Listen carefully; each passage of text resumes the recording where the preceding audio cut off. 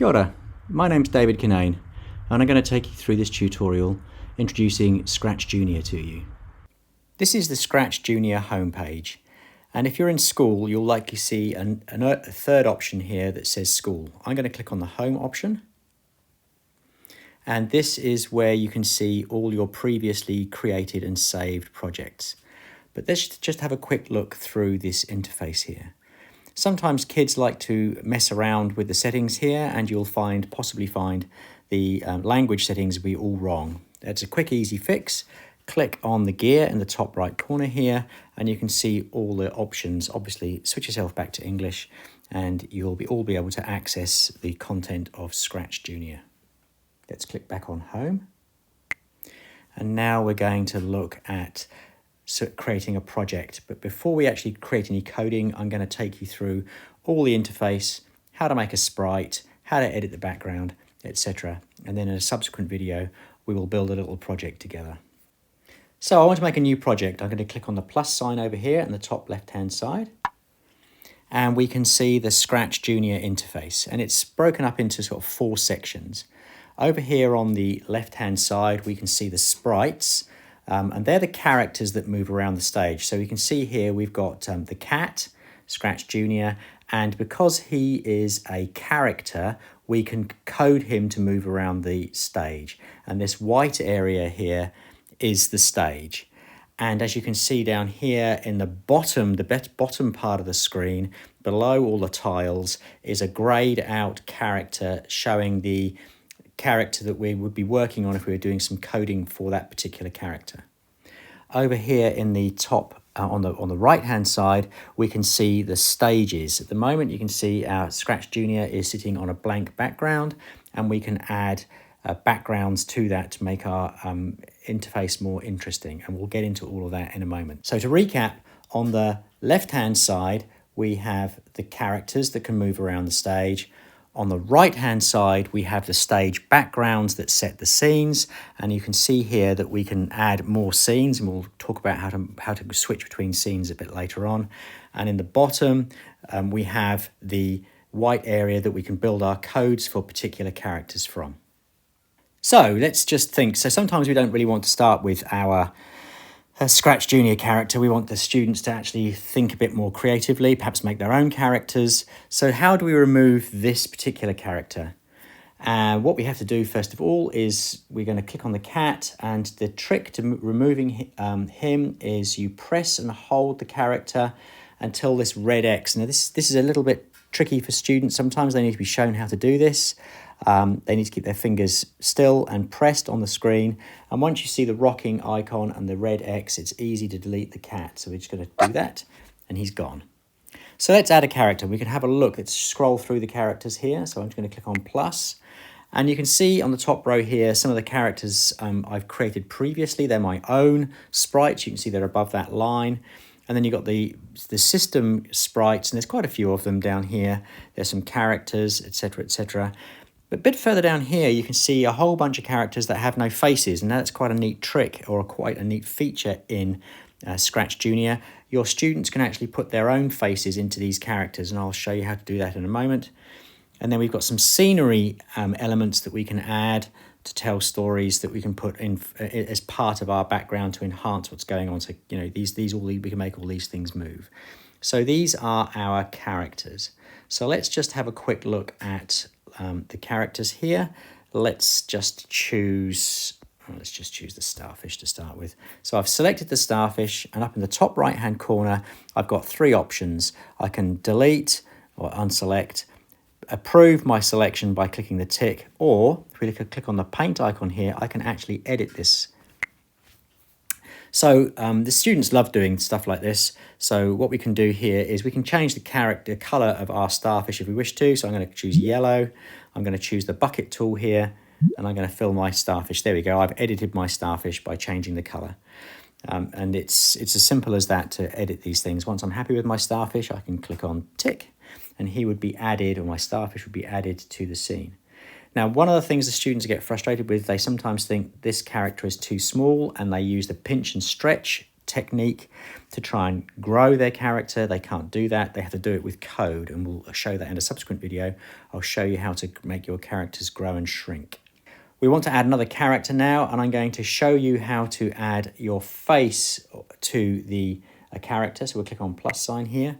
We need to scroll down to the empty faced icons here, and the students can choose anything they like. So we're going to click on this, and this time we're going to click on the paint option. And this time we're going to click on the camera icon here on the right hand side.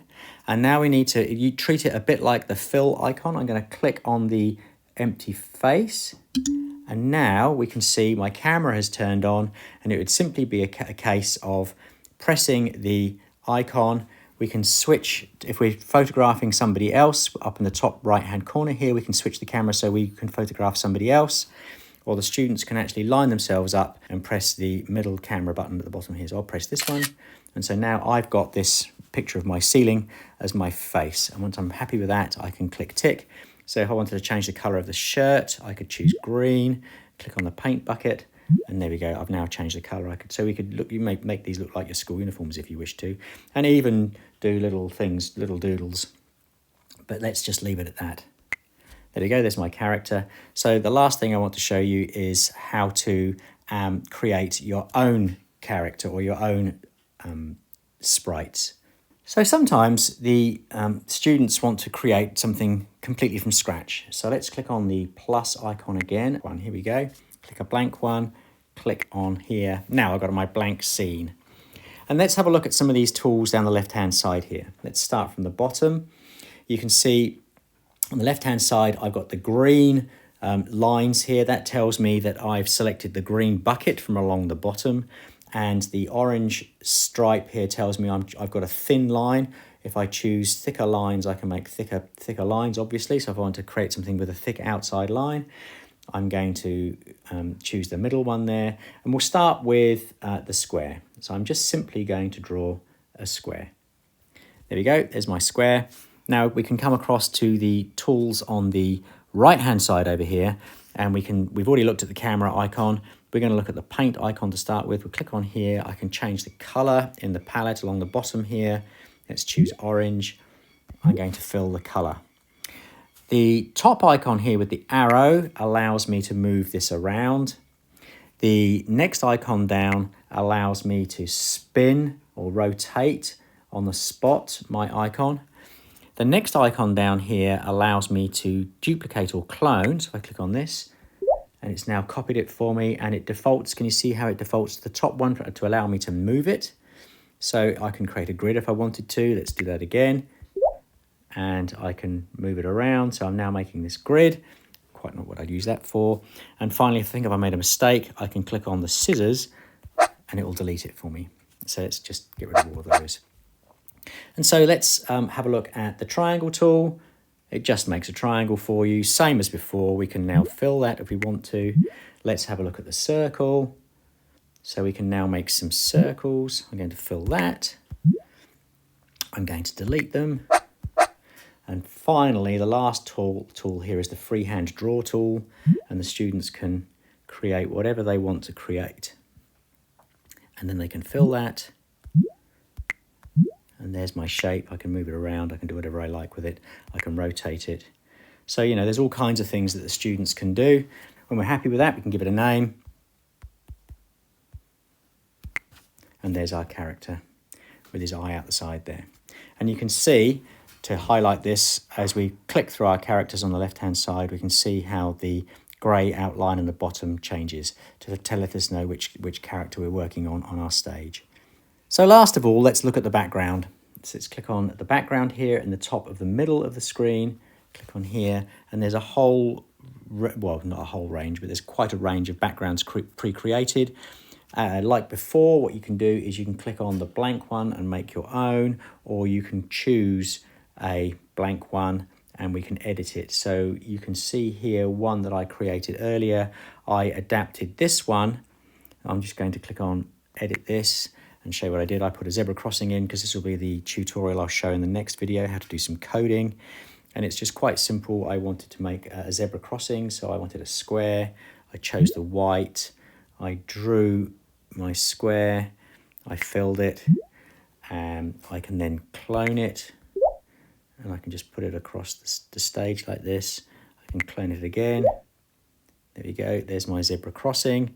I wanted to make a sign post for that, so I just clicked on here, I made a square, and again I used the fill option, and I'm going to do another one.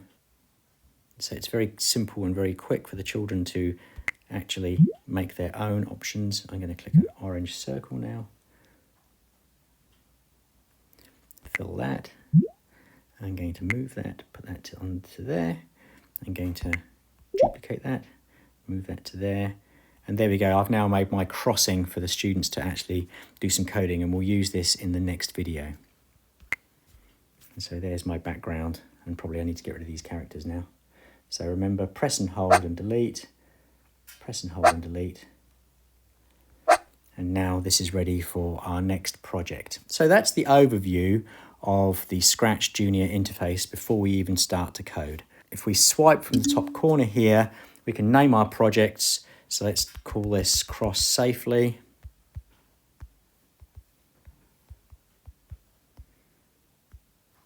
And click the tick, and our project is now being named.